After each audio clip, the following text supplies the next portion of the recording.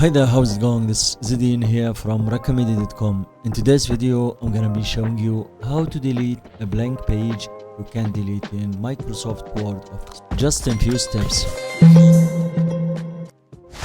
Welcome back.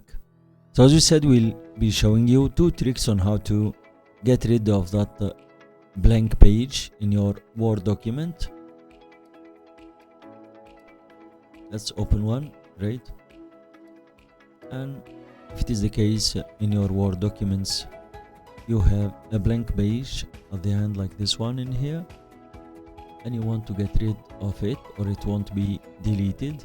So the trick is pretty easy.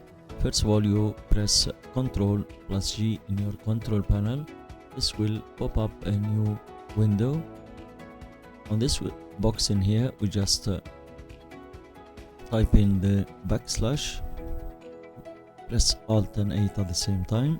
Next you type page and hit enter, right? Next you just hit close. Down this, let's check if the page has been deleted.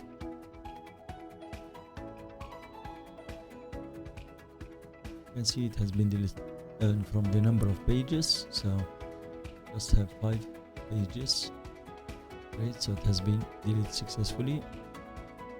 If you have not been successful to delete the page from your Word documents with the first method, let's try the second one, which is we'll do the same. So Ctrl+G, but we'll add another trick at the end, right?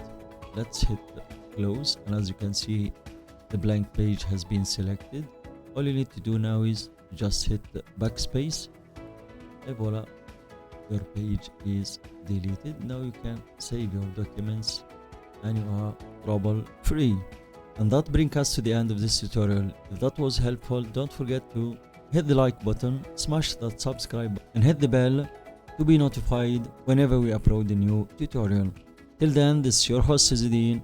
Peace.